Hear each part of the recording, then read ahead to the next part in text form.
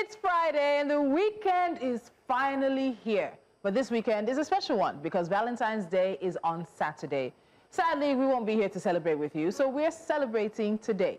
Now, beyond the flowers, surprise getaways, and carefully curated social media posts, I need to remind you of that. Carefully curated. Don't go and give yourself hypertension.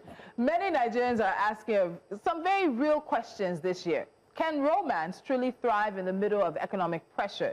Today, we hit the streets to hear directly from Nigerians about the expectations, the realities, and the evolving rules of modern love. From who should pick up the bill to whether love alone is enough when the cost of living keeps rising. Our Valentine's Vox Pop is as honest as it is revealing. And then later on the show, we bring you a love story that goes far deeper than gifts or grand gestures. I'm not going to tell you who they are, but they've built a marriage rooted in resilience, courage, and unwavering commitment, defying stigma and reminding us that real love is often forged through life's toughest moments. So whether you're happily partnered, you're cautiously dating, or you're firmly focused on yourself this season, me, myself, and I, hashtag. Today's conversation might just reshape how you see love. This is Jasiri. Let's get started. Well, if you haven't noticed, there is, of course, something in the air with less than 24 hours to Valentine's Day. What's that? I know a lot of people are actually wearing their face masks because they don't want to catch, the love bug. But, I'm seeing a lot of red even beside me. I'm seeing white beside me as well, even on kids going to school this morning.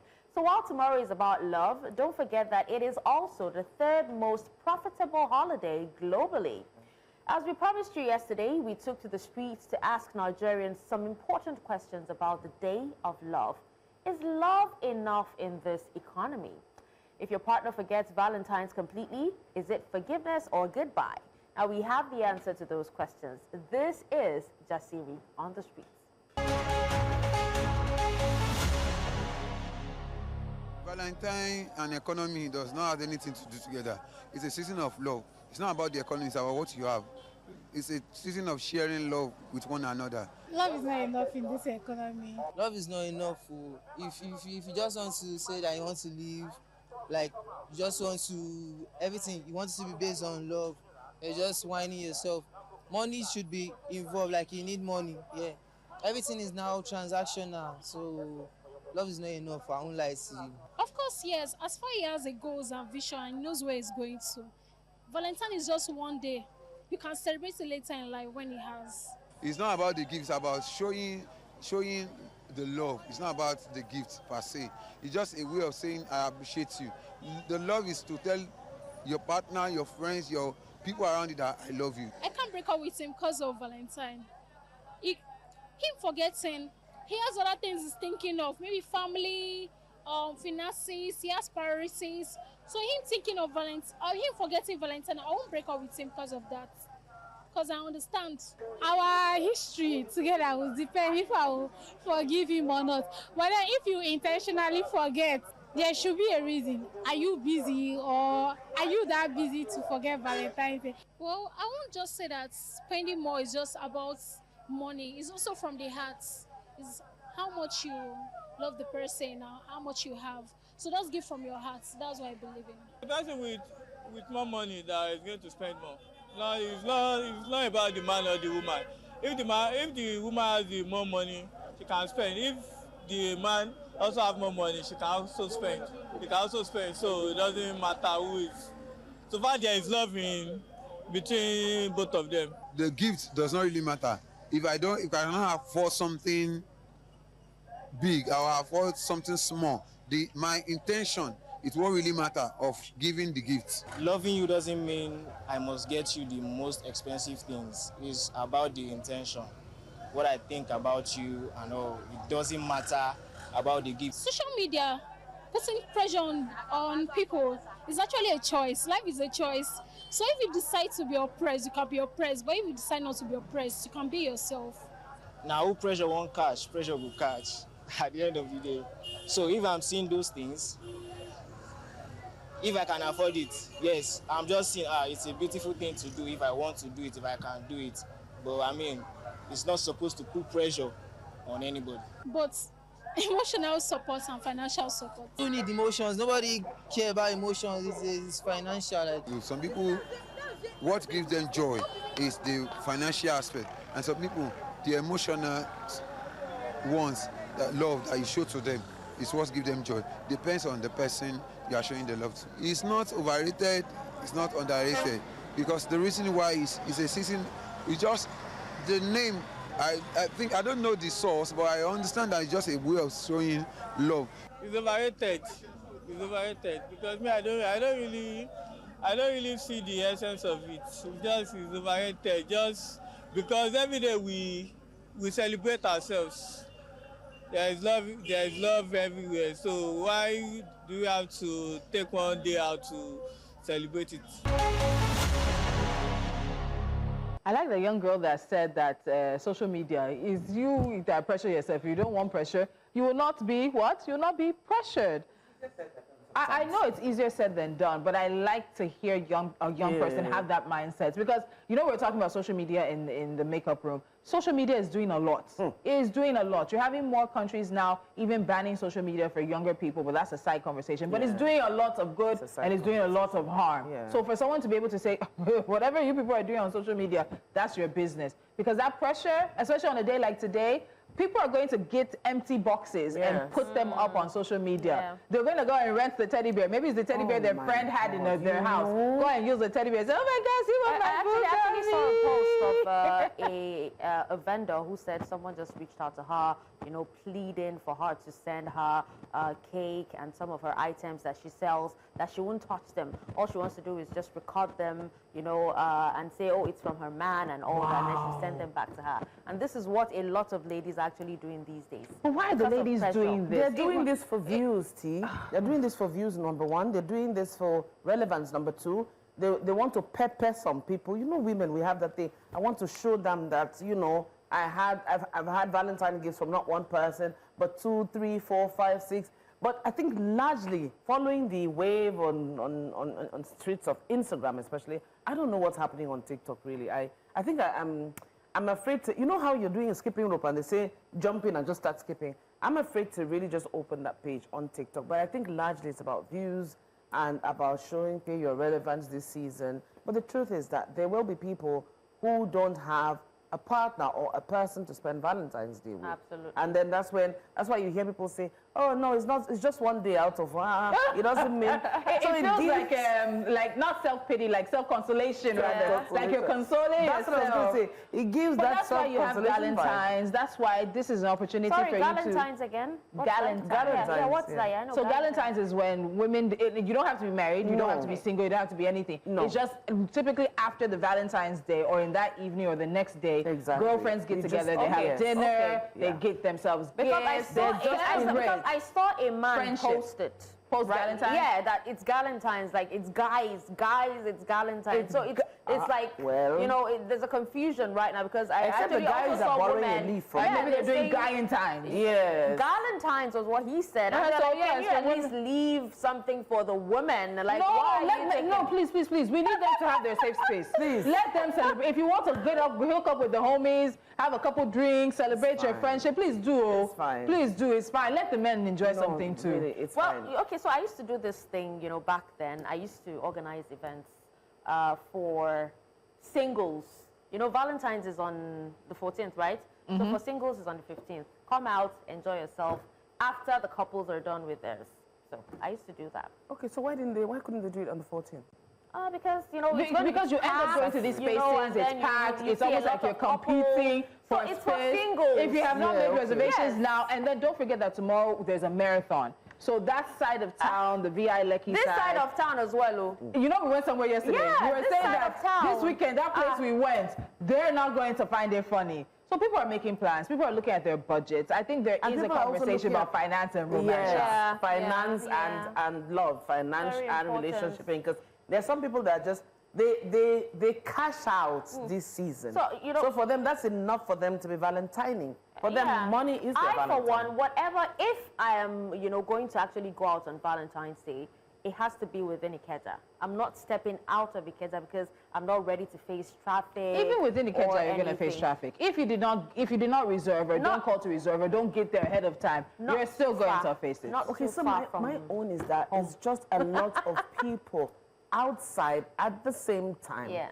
So if you want to do something quiet and you don't want to stay at home, there's a struggle because you will now look for what it is you can do to get your own space, privacy, but everywhere is saturated. But you should have planned this. There's nothing wrong with doing something at home. No, not at home. You want to leave the home setting. Then you should have planned that too. So if you want to, I would advise that if you want to leave the home, if you want to leave home and do something and you're afraid of traffic and everything, I think you should do something around morning and afternoon time because from evening, mama. No, and then I remember what I said. Because of the marathon, people will have to wait. People who would have started doing things around 12, 2, they're going to have to wait, especially if they're choosing that side. But let's leave that. I'm excited. I'm so excited. You know everything's short for you now.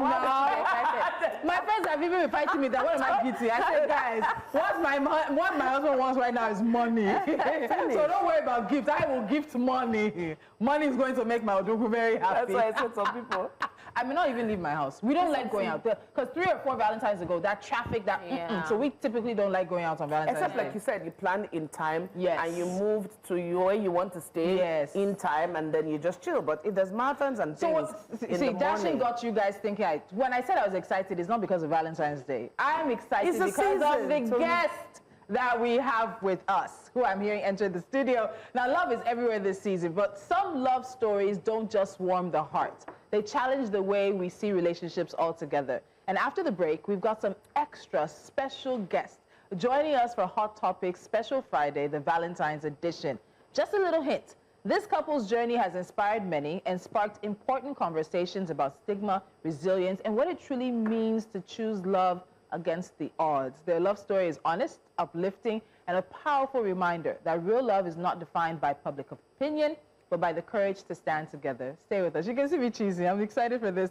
They're coming up next on Jasiri.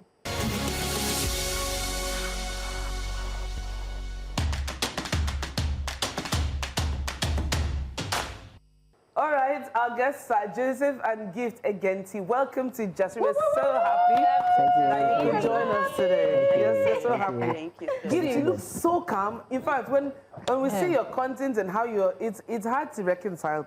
You're saying when you see the content. So we need to start by saying, first of all, congratulations on the triplets. She does not look like someone who had triplets about a month ago. Wow. Thank you so much. Oh my goodness. So how has it been? God, you guys are, your parents are 4. You have triplets. How is it feeling? Let me start by saying amazing. It's something we prayed for. We wanted it. We waited for it for so long. And let me add, stressful. It's very, very stressful. Like tonight, I didn't sleep. I didn't sleep all through. They were crying, and because we don't have a lot of hands and help assisting, but let me just say it's amazing. Amazing. I love that. It is amazing, you know, twins, triplets, you know, whatever. I don't understand why Dashen's hand is going in this direction. I feel proud. Come on, I feel proud. All right, so now let's come to you, Joe. Now you're the sole man standing in the midst of, you know, all the women and all that in your household. So tell us, how is it being a father of 4 girls? 4 girls. Well, basically, I've always wanted it. Even before I got married, I prayed over it, yes. And from the love from my mom, so that's generated that aspect of love for women. So I preferred women, and God has been faithful to us. So you wanted girls? Yes, I wanted girls. You know, that's Rotimi told me he wanted her first child to be a girl. Yeah. I don't know, there's some men like that. What is this idea of wanting girls as first children? There's a special thing about ladies. Yeah. Once you treat them well, you feel blessings around you. Yeah, that's it. I see, that's the answer. Are you people listening? Honestly. Are you hearing? Are you hearing? That's it. Okay, guys, let's give you a little bit of context. So Joe, who developed a hunchback when he was just 4 years old, he grew up facing mockery and societal misconceptions about, you know, physical deformities, but yet he refused to let discrimination define his life. So with determination, he pursued education, started working early, and proved his independence despite doubts about his abilities. And finding love was not easy either. But he found a love that has defied expectations and made him and Gift parents of 4. And Joe, before love came a resilience, before marriage came years of proving doubters wrong. So let me ask you, what kept your confidence alive during those years? Well, basically family. Family, friends. Growing up wasn't that easy because I grew up in a rural area. Oh. Precisely, really. Okay. So I found myself in the midst of people that love me. This aspect of being physically challenged, in quotes, for so many people, they feel inferiority complex. Yes. And which is very bad.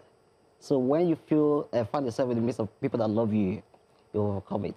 I love that. And I think that's a powerful point. And that shows you that nurture, the environment around you and how powerful it is. That's true. So let's fast forward a little bit, Gift. This is really quite interesting because I hear that initially when Joe approached you, you avoided him, or you were avoiding him even before he approached you due to some rumors and criticism and things that you had heard and everything. So take us back to that time. When Joe expressed interest in you, what did you think? What had you heard?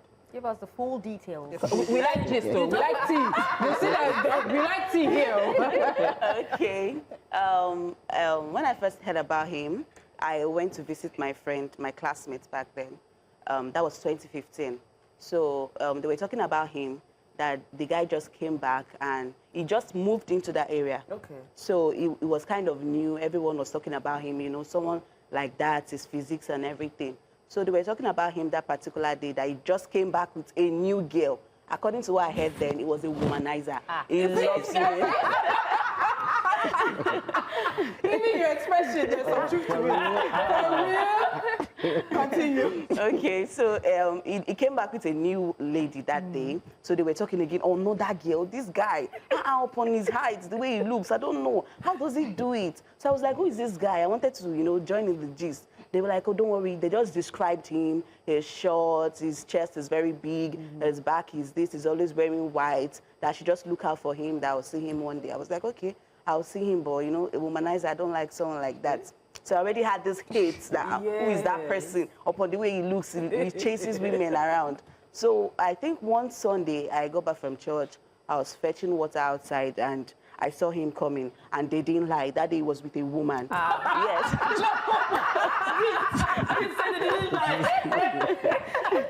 They didn't lie. Tell your side of the story. Go ahead. So it was with a woman that day, and he didn't prove them wrong. He actually approached me, even with the woman at the side. He was calling me. I was like, oh, in fact, they told me already. I just eased and I left that arena. And he was coming back from church. He was coming back from church. So Have you forgotten what they said? He that waiteth so is wise. Yes,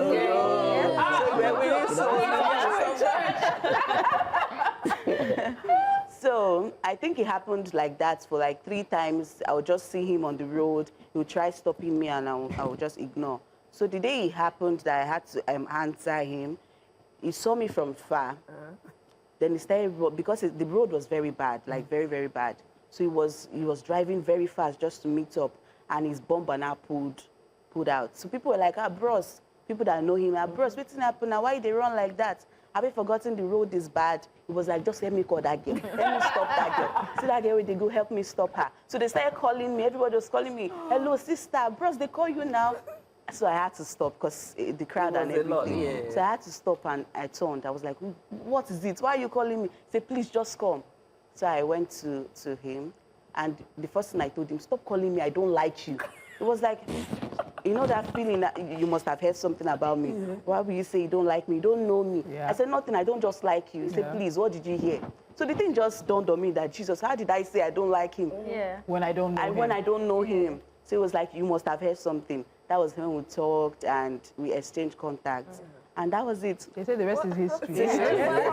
From what I hear, I can actually say without reasonable doubt that Joe is a lover, not a fighter. I'm a sucker for romance and love, by the way. But, you know, over to you, Joe. What did you say to win her over? You know, like, how did you overcome the influential voices in your head or the voices of her family and friends around you? Basically, how I won her over was I believe love had to do with care, attention, and she had so many people coming around her at that time, but I feel I prayed over it.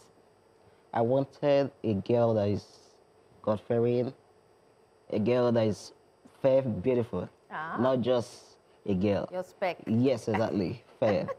Because I know what I want, I go for it, and she fall into it. But what did you tell her? How did you razz her? See, one thing about, can I go into Christianity now? Because I feel when you pray towards something, it comes. Yeah. It just comes, that's it. And I pray towards like it. the stars align, all the symbols, all the signs. He still answered my question. What's Why did you tell her? Why did you tell her? If I tell her I love you, is a number word. No, okay, let's start from the beginning. So you know when your bumper came off and you were trying to get to her and you're like, please stop that lady. After they stopped her and you guys met. After you exchanged numbers, what was it that you told her? The next, Carry on, The next one was I give her my number, then we started talking, and then she came to my, okay, we met somewhere. And you started singing. And I started singing, So I started singing with her name. That was, when I sang with her name, she said, you could sing. I said, no, I can't sing. Because the only song that's coming to my head is Inappropriate Gift. If I say the rest, it's inappropriate. The one in my head is Love, come on, baby. Oh my God. No, Joe, continue, Joe.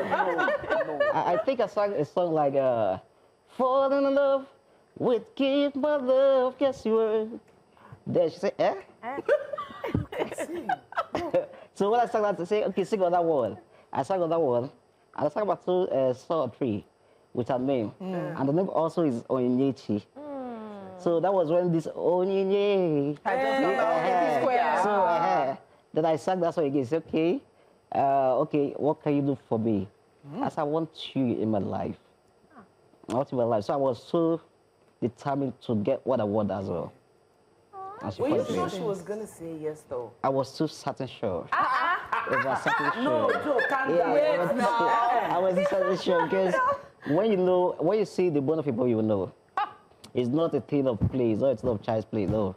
When I saw her, I had about 2 ladies with me at that time. Yeah. No, see. So I'm sorry. When you say you had 2 ladies, were you dating them or were they with you? Like, were they just walking around with you? She said walking around. I'm looking at you because what do they look like here exactly? God, I love you. Right? No, Nora. Nora looks like here. Yeah. She's schooled in the East. Biochemistry. So yes. They said to you. And you too, you fair. I could say she was the youngest among all. Yes, that was the youngest. She was the youngest among all, yeah. She was the youngest among all. So, you know, in all of this, because I know by the time you guys are talking, you're developing a friendship, you are starting to date, you have friends talking to you. The same friends who were probably telling you things about him before are now the friends who might share, oh, I have this concern, I have this. Did you have... let's not get to that question yet because there's something else. So it's 3 years down the line. I'm coming back to you. Joe, it's 3 years down the line. You guys dated for 3 years. Yeah. And you already decided and said, this is the woman I'm settling down with. Exactly. You've also answered already. You were too sure. She was going to say yes. Really. So when he came to ask you to marry him, but I think you rejected him the first time. How did it go? Not necessarily rejected, but you weren't. What were your concerns? Exactly. For dating, I initially rejected, and because of the womanizing stuff, and then he promised that he was going to change, and which I he did. promised that was the one. Yeah, so that assurance was there. I said, okay, let's see how it goes. And for my concern, when we wanted to get married, right? My major concern was his physical appearance. I started asking questions. I wanted to know if it was genetic. I wanted to know what happened and how it happened. I met his dad. His dad explained the same story he told me. And since I was convinced that it was not genetic, and so we were good to go. Joe, can I ask you what happened? Well, based on the story they told me, then it all started when I was about 4 years old. While, I told her I grew up in a rural area. Yeah. So I was taking my bait outside by my mom, and then some butterfly perched at the back. So that was the rest. Yeah. Butterfly. Wow. Butterfly. Yeah. Perched on you. I think yes. Like it pierced him, almost like a mosquito bite. Mosquito bite. Yeah. Yeah. That's Just interesting. perched. Yeah, Then that's they started falling sick. and then the rest became history. Wow. Wow. Okay, let's go on a break. We have so much more. I told you guys I was excited about this conversation. It's so easy chatting with the Yes, yes. Truth is, when people see difference, they often assume limitation. But with Joseph and Gift, they're showing that there's nothing wrong with differences. A relationship that turned from friendship into love despite criticism and doubt is now the bedrock of a growing family and an 8-year marriage. We will continue with the love story after the break. This is so nice. Stay with us.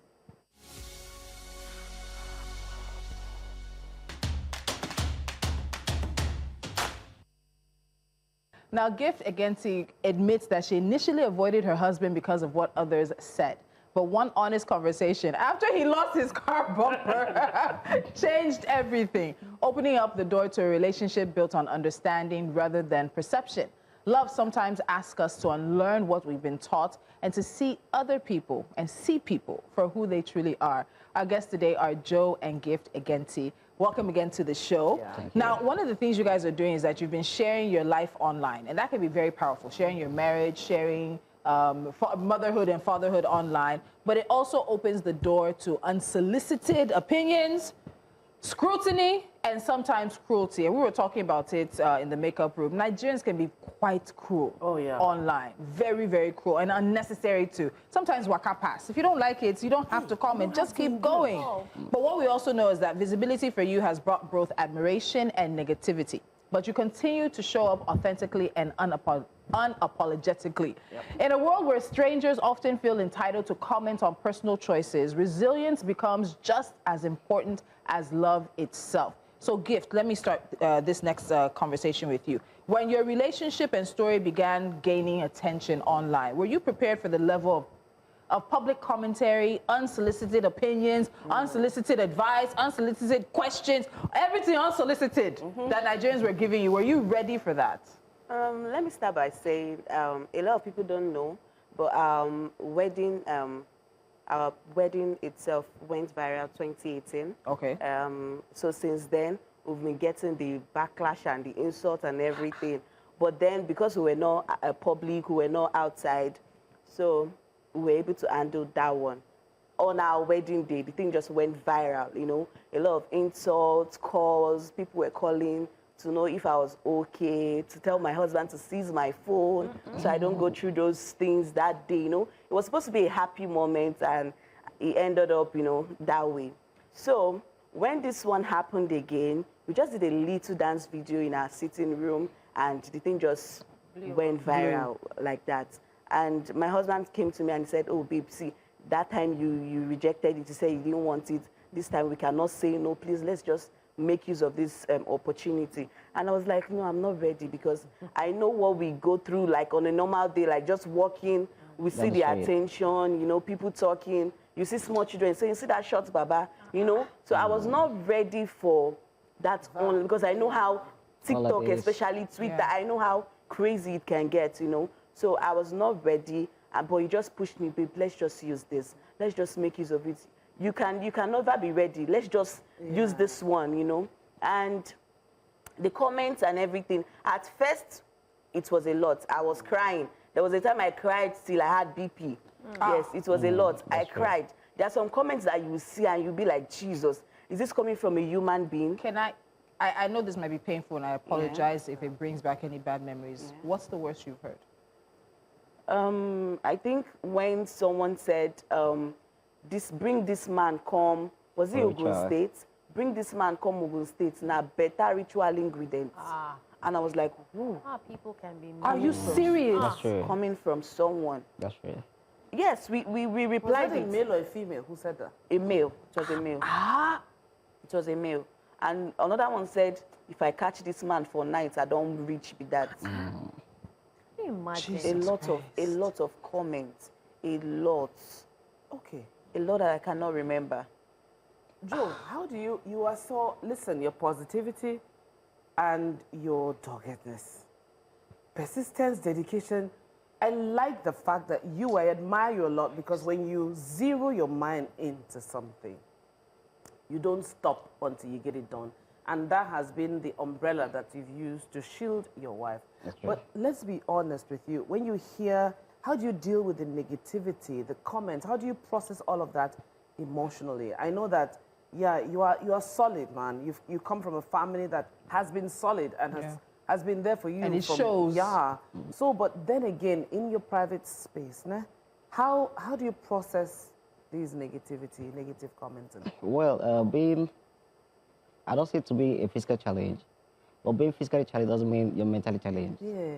So when I don't take those things as hard, because I've grown past that level. At school, I went to secondary school, I went to primary school, I went to Last Protect. So all those stages are phases in which I passed through. So back then, if I could overcome it, why can't I overcome it now?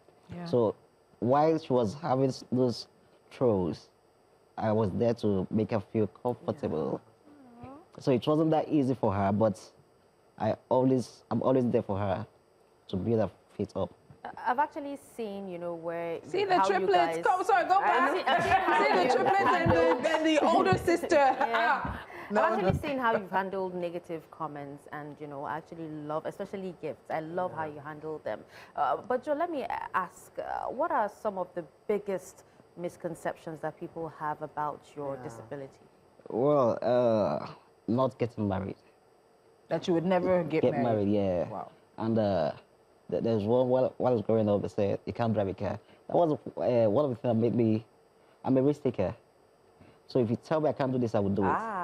Yeah, once you tell me, you dare me that you can't do this, I will do it. I started driving car. My dad had a car. When he goes to work, I just enter, wash the car, and reverse. So I just want to do something. From there, you enter the road. I had a lot of accidents. I didn't go for driving school now. So I had a lot of accidents, but I just want to do that thing you feel I can do. So that's just me. So, Dashen said she likes how you respond. And I want to ask you, do you feel the need to, I don't think you always respond, because I've also checked. It's not that you always respond. How do you choose when to respond, who to respond to, or have you just decided that in this situation, silence is the strongest reply? I'm still remembering what you said people posted. Wow. I worry about our humanity. I worry about even just being an empathetic or sympathetic person. I just worry about, why do you feel the need to comment? But how do you choose who to reply, whether not to reply? How do you make that choice? The thing is, people will always comment. Always. When you tell them not to, they'll tell you brought yourself outside. Yeah. So we definitely will comment. So initially, we started by dancing to their comments. We just dance, and you see people bashing. Those that love you will go and bash those people. Yeah, so that was it. We were dancing to it. When I noticed that it was giving me BP, we just started to dance to it. I think one time we came out and I cried. There was one that touched me. I can't remember what the comment is, but I cried. We had to come out and cry and question people that, please, is this coming from a human being? Yes. I can't remember what that comment was. So since then, we just decided to go silent on them. No reply, just leave them. Sometimes we just laugh about it now. So I've grown to that point where I can laugh about comments, and it's just growth. Do you know, I was going to ask you the next... Oh, sorry, T. How is it for your daughter? Because you talked about the times when you're walking down the street and people are looking and children are talking. Can we raise our children better? Please. Because I remember when I was growing up, you dare do that beside my parents. It's a knock on your head. You're taught to... There's a way you comport yourself in public, You don't just open your mouth and talk. We're raising children who don't have social graces anymore. But how is it for your daughter? The thing is... with Uriel, we try to make her know that your dad is the best, your mom is the best. There's nothing, don't listen to anything anyone says. There was a time she came back and said something like her friend was asking her, why is your daddy like that? And I told her, what did you respond? What was your response? She don't talk about my daddy like that. I say, yes, your dad is perfect. Your dad is okay.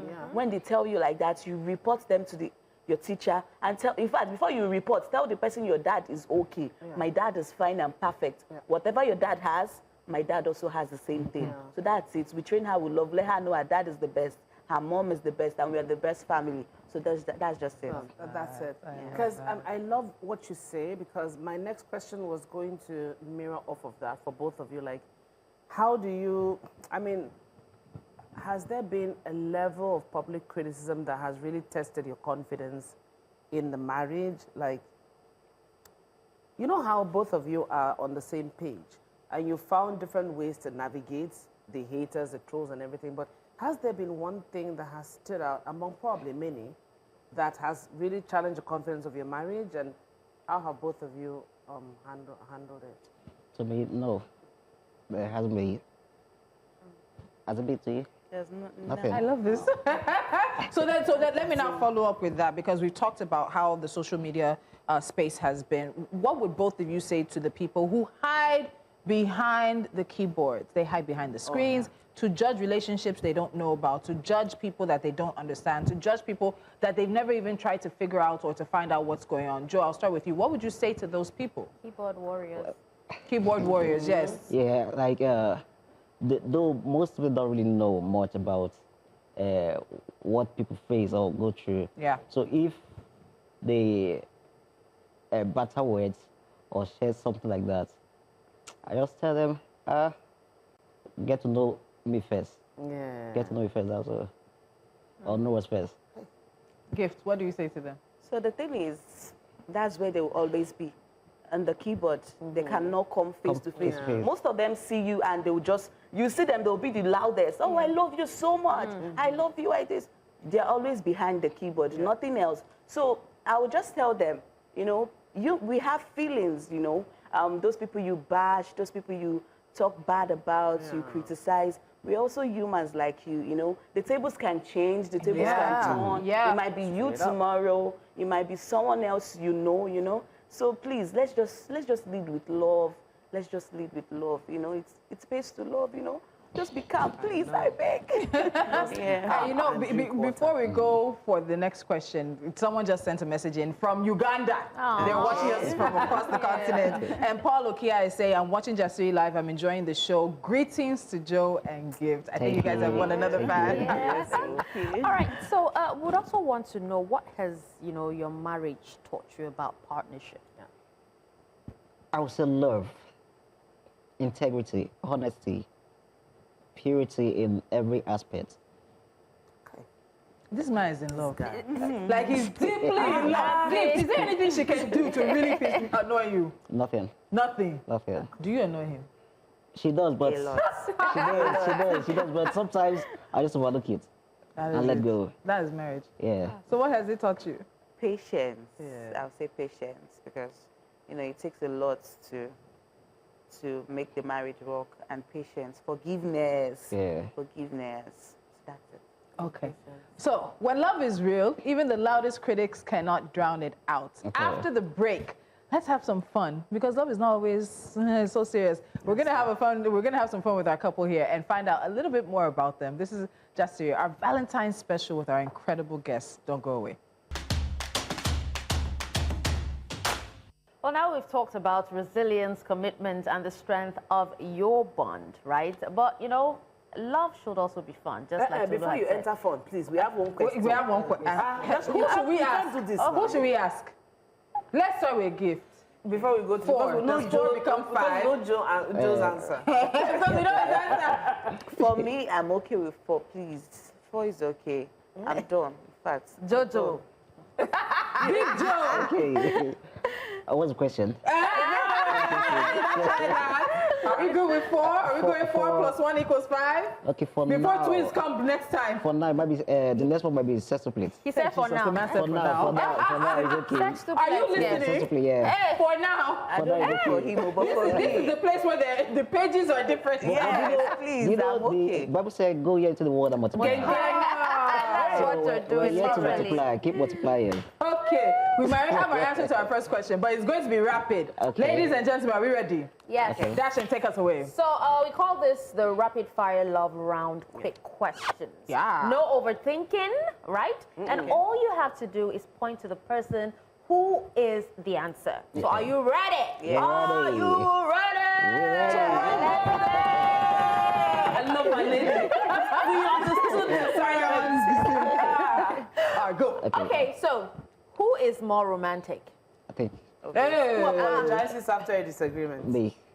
Who is more stubborn? She. Oh.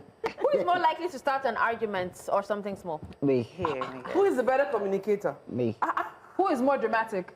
She. That's 2 out of like 8, so.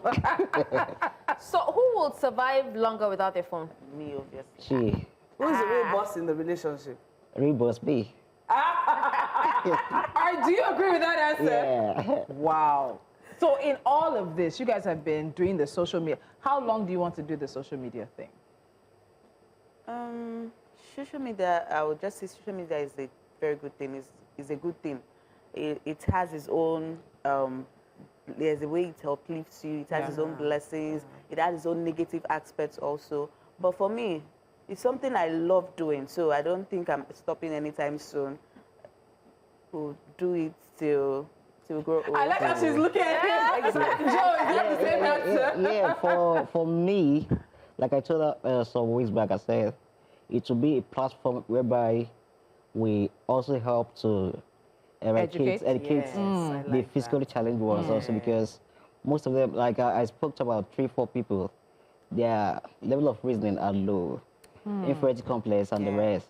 So I want to wipe away that thought in them. Yes, I like So by creating a foundation soon, so by doing that, and then I'll work with them one-on-one. Because your experience and even the experience of your family, so many families who have children who may be born with disabilities or may develop them later. And I like that point. I don't know who made that point, that at any point in time, something can change. Yes, And somebody you can get a disability, even from an accident, from surgery, from sickness, it can just change. And so when it'd be fascinating to talk to your parents, because it's almost like they made a decision that whatever we can do to make sure that this child grows up knowing that who he is confident and secure in himself. And that's something that a lot of parents with children with disabilities don't know how to do. And it's important. It's really, really important. I wanted to ask also, who brings the ideas for content creating? It's a lot to be generating ideas. Where do you get inspiration? How do you come up with the ideas to create content? The thing is, sometimes those comments, you generate content from comments. Wow. Yes, when I go through comments, I just say, okay, this is my next step. Sometimes I just watch other people, you know, put 1 or 2 things together. And sometimes I can be sleeping. I'm content myself. When I sleep, I just come up with ideas. She's content herself. I'm very calm, but when it comes to that camera, you know, I don't know where this confidence just comes from. You know, I just... So you're the one that always gingers him most times? Yes. Oh, child. So Jennifer from Port Harcourt says, I'm really enjoying the show. I'm also their fan. You guys have fun. Shout out to your fans. They do have fun. I love it. I love it. So we want to put you guys on the spot finally before we let you leave the studio today. And the question is simple. I know you guys have been married for 8 years. You dated for 3. So that means you've been together around 11, 12 years. You have a 10. You said she's 10? No, 8. Okay, you have an 8-year-old and now you have triplets that are about a month plus. And in the middle of that, sometimes the I love yous will come, the I love yous will be there, but it's not always, you know, so you're rushing, you're parents, you have things to do. So I'm putting you guys on the spot for the final time. I want the 2 of you to look at each other. It's always. They didn't even wait for me. Tell me what to do. Look at each other and say something that you don't oftentimes really get the time to say. Tell them one thing you don't say often. Gift. Let me start with you. Let me move back. And so, babe, I want to let you know that I know I don't tell you enough. I see your efforts. I see you breaking barriers. I see you doing things that people told you cannot do. I want to let you know that you're amazing. You're doing a great job. You're doing a great job being the best dad, being the best husband.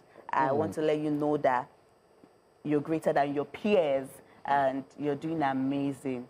I love you now. I love you tomorrow. I love you forever. Thank you. Thank you. Joseph, how do you top that? Exactly. How are you going to do better? He's a sweet talker. Well, for this words you said is touchy. I know I can't take you down to Maldives, but I'll take it through my heart for the rest of my life. So, Did you just hear what he said? I can't take you to the Maldives, but I'll take you through my My heart heart. forever, yeah. I mean, I'm gonna have to someone said the show is off. I'm going to go and subscribe this morning because of the interview with Madam Oye and family. This is what we give you. This is what. See, I was telling you, Joe, during the break, we started the week on kidnappings, bad news, killings, and death. On Wednesday, we had the first class graduates with us, and she was the best graduating student in her set. She broke a 25-year record. Yesterday, we had Kimball Simeon, and we had Prince Charles from the streets of Port Harcourt to the runway of Paris, and now we're ending the week with Gift and Joe. I've done my work, Don't come, guys. I said we've delivered this week. Thank you. Thank you so much. Thank you for joining us. Thank you for being so open and being willing to put your life online. Thank you so much. And we wish you many more years in love, happiness, peace, and plenty of Madam Maldives. You will take her.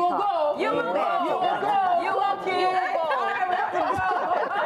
As we celebrate love this season, Joe and Gift remind us that the strongest relationships are not built on perfection, but on acceptance, resilience, and courage. Their story challenges us to look beyond appearances, beyond assumptions, and even beyond fear, to the very heart of what love truly means. Because sometimes the greatest act of love is simply choosing someone, openly, proudly, and against the odds. We'll see you guys on Monday, 10 a.m. West African time. Hold someone close, even if it's a Valentine's, it's a Galentine's, it's a Guyentine's. Let somebody know that you love them this weekend. We'll see you guys on Monday. Bye. I love it. Hi, guys.